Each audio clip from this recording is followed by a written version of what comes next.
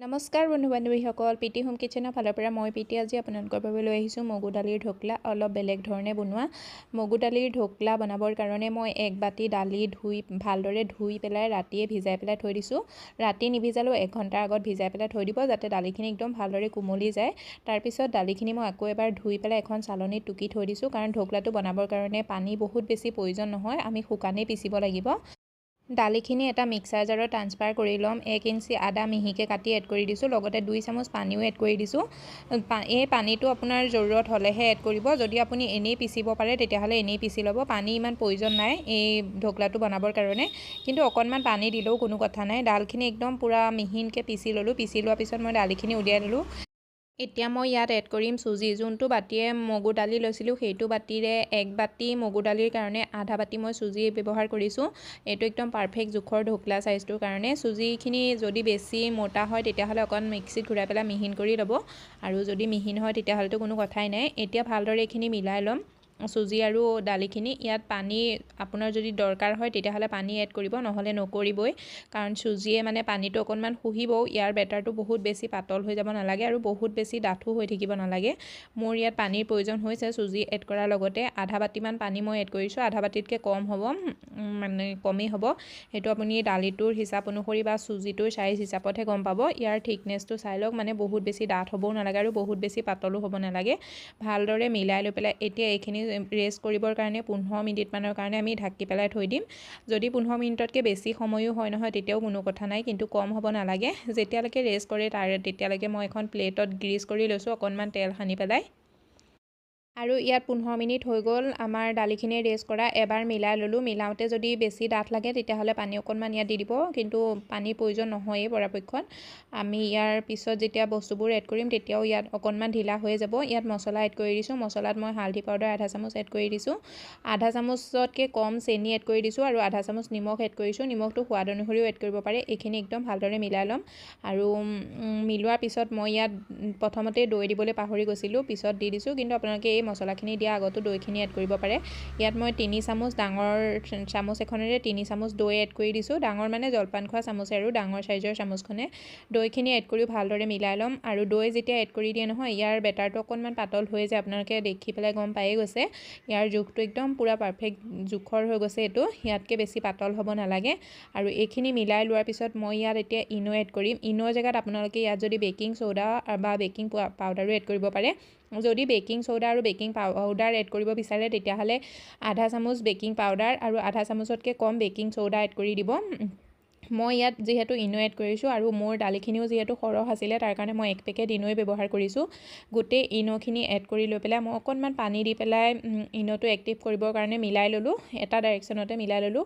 আৰু ইনো এড কৰাৰ লগতে আমি প্লেটলৈ ট্ৰান্সফাৰ কৰি ল'লোঁ বেটাৰখিনি। মোৰ বেটাৰ অলপ বেছি হৈ গ'ল, সেইকাৰণে মই 2খন প্লেটত এড কৰিম, মানে 2খন প্লেটত এড কৰিবলগীয়া হ'ল। যদি আপোনালোকৰ কম হয় বেটাৰ তেতিয়াহ'লে এখনতে কৰিব পাৰে। এইখিনি ভালদৰে মিলাই ল'ম, গোটেই প্লেটখনত ভালদৰে বহল কৰি ল'ম। লোৱাৰ পিছত অকণমান টেপ টেপ কৰি দিম। আৰু এটা কথা ধ্যান ৰাখিব, যেতিয়া আপোনালোকে ইনো এড কৰে নহয়, ইনো এড কৰাৰ আগতে এইটো ষ্টিম কৰিবৰ কাৰণে ষ্টিমাৰত পানী গৰম কৰি ল'ব, নহ'লে কেৰাহীত পানী গৰম কৰিয়ে ৰাখিব। ইনো এড কৰাৰ পিছত আমি মানে বহুত সময় ৰৈ থাকিব নোৱাৰোঁ। আৰু ইয়াত মই কেৰাহীত পানী গৰম কৰি ৰাখিছোঁ।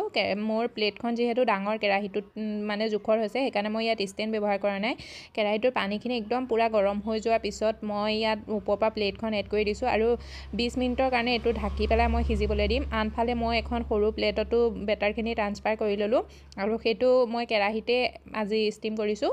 মই পানী এড কৰি দিছোঁ। পানীখিনি গৰম হৈ যোৱাৰ পিছত এডাল ষ্টেণ্ড থৈ পেলাই প্লেটখন থৈ দিছোঁ, আৰু ওপৰৰ পৰা ঢাকি পেলাই এইটো মই 20 মিনিটৰ কাৰণে একদম সিজিবলৈ দিম। আমি 20 মিনিটৰ আগত এইটো চেক কৰিবও নালাগে, 20 মিনিটৰ পিছতহে আমি চেক কৰিম। আৰু 20 মিনিটত মোৰ হৈ গ'ল ধুনীয়াকৈ ঢোকলাটো। যদি আপোনালোকৰ নহয়, প্লেটৰ চাইজটো ডাঙৰ সৰুৰ লগত যদি অকণমান আহি যায় কেতিয়াবা, নহ'লে তেতিয়াহ'লে 5 মিনিটৰ কাৰণে আৰু সিজাই ল'ব। আৰু ইয়াত মোৰ ঢোকলাকেইটা ৰেডি হৈ গ'ল। মই এতিয়া নমাই পেলাই ঠাণ্ডা হ'বলৈ দিছোঁ। আনফালে এটা তৰকা পেন গৰম কৰি লৈছোঁ। পেনটো গৰম হোৱাৰ পিছত 1 চামুচ তেল এড কৰি দিছোঁ। তেলটো গৰম হৈ যোৱাৰ পিছত ইয়াত সৰিয়হ 1 চামুচ এড কৰি দিছোঁ, লগতে নৰসিংহ পাত 20-25টামান এড কৰি দিছোঁ। 1 চামুচ চেনি এড কৰি দিছোঁ। ওপৰৰ পৰা 1 গিলাচ পানী এড কৰি পেলাই পানীখিনি ভালদৰে বইল হৈ যাবলৈ দিছোঁ, আৰু নমাই পেলাই ঠাণ্ডা হ'বলৈ দিছোঁ। আনফালে ঢোকলাটো মই কাটি ল'ম। এই ঢোকলাটো মই উলিয়াবলৈ পাহৰিলোঁ, ওপৰৰ ছাইডৰ পৰাই কাটি ল'লোঁ, কিন্তু ধুনীয়াকৈ কাটা গৈছে আৰু উলিয়াবলৈও সহজেই হৈ গৈছে। কিন্তু এবাৰ প্ৰথমতে ভয় লাগি গৈছিলে নোলাব বুলি আপোনালোকে এইটো ভুল নকৰিব। প্ৰথমতে ঢোকলাটো উলিয়াই ল'ব বাহিৰলৈ, মানে প্লেটখনৰ পৰা বেলেগ এখন প্লেটলৈ ট্ৰান্সফাৰ কৰি ল'ব, তাৰপিছতহে ঢোকলাটো কাটিব। মোৰ দৰে এইটো ভুল নকৰিব। কাটাটো ধুনীয়াকৈ গ'ল, মোৰ পৰা ওলায়ো গ'ল পিছত, কিন্তু এবাৰ মানে ভয় লাগি গৈছিলে ভাঙি যাব বুলি। আৰু ইয়াত মোৰ সৰু প্লেটত বনোৱা ঢোকলাটো দেখি আপোনালোকে গম পাই গৈছে, কাৰণ মই এইটো বাহিৰলৈ উলিয়াই ল'লোঁ। কিমান ধুনীয়া স্পঞ্জি হৈছে ওপৰৰ পৰা দেখিয়ে গম পাই গৈছে, কিন্তু সিখন প্লেটৰ ঢোকলাটো মই মানে ডিমল্ট কৰিবলৈ পাহৰি গ'লোঁ, সেইকাৰণে আপোনালোকক এই স্পঞ্জটো দেখাব নোৱাৰিলোঁ। আপোনালোকে সেইটো ভুল নকৰিব, বাহিৰলৈ উলিয়াই ল'ব, উলিয়াই লোৱাৰ পিছতহে ঢোকলাটো কাটিব। আৰু ইয়াত এই ঢোকলাটো খাবলৈ বিৰাটেই টেষ্টি হয়। ইয়াৰ পিচেছটো আপোনালোকে নিজৰ হিচাপ অনুসৰি ডাঙৰ সৰুকৈ কাটি ল'ব পাৰে। মই মিডিয়াম চাইজতে কাটি লৈছোঁ। আৰু আপোনালোকক আজিৰ এই ৰেচিপিটো কেনেকুৱা লাগিছে, যদি ভাল লাগিছে ভিডিঅ'টো লাইক কৰি দিব, শ্বেয়াৰ কৰি দিব, আৰু চেনেলটো ছাবস্ক্ৰাইব কৰিবলৈ নাপাহৰিব। লগতে বেল আইকনটো প্ৰেছ কৰি দিব এনেকুৱা ভিডিঅ'বোৰ আগলৈ পাই থাকিবৰ কাৰণে। আৰু ইয়াত ঢোকলাটো কাটা হৈ গ'ল। মই এতিয়া ওপৰৰ পৰা যোনটো তৰকা মানে পানী চাচনি ৰেডি কৰি ৰাখিছিলোঁ, সেই তৰকাৰ চাচনিখিনিও মই ওপৰৰ পৰা এড কৰি দিম। আৰু এড কৰি পেলাই 15 মিনিটমানৰ কাৰণে এইটো এনেকৈ থাকিবলৈ দিম, মানে চাচনিত ভিজিবলৈ দিম। যেতিয়া চাচনিত ভিজিব নহয়, তেতিয়া মানে এইটো আৰু কোমল হৈ যাব আৰু ধুনীয়া হ'ব খাবলৈ। কিন্তু মোৰ ঘৰত মানে এইটো নহয়, এই লগতে মোৰ মানে চাচনিটো গৈ পেলাই ক'বলৈ গ'লে মানে পেটতহে মিলে বুলি ক'ব পাৰি। ল'ৰা ছোৱালী মানে ইমানেই উৎপাত লগাই যে লগতে খায়ে পেলাই। চাচনিটো মানে কেতিয়াও ঢোকলা বনালে কেতিয়াও চাচনিটো ভিতৰলৈ সোমাবলৈ নাপায়ে। যিকেইটা এক্সট্ৰাকৈ বেছি হৈ থাকে সেইকেইটাতহে চাচনিটো সোমাব পাৰে। আৰু মানে এই মগু দালিৰ ঢোকলাটো খাবলৈ বিৰাটেই টেষ্টি হয়। এবাৰ ঘৰত ট্ৰাই কৰি চাবচোন। বেচনৰ ঢোকলাটোতকৈ বেছি ভাল লাগে বুলি কৈছোঁ, মানে যোনটো আমি কিনি আনো ঢোকলাটো হয়, সেই ঢোকলাটোতকৈ এই ঢোকলাটো খাবলৈ বহুত বেছি ভাল লাগে। এবাৰ ঘৰত ট্ৰাই কৰি চাব। মই ক'লে হয়তো বিশ্বাস নকৰিবও পাৰে, কিন্তু মই এটা পিচেছ দেখাই দিছোঁ। এইটো ভিতৰৰ পৰা কিমান ধুনীয়াকৈ ফুলি গৈছে নহয়।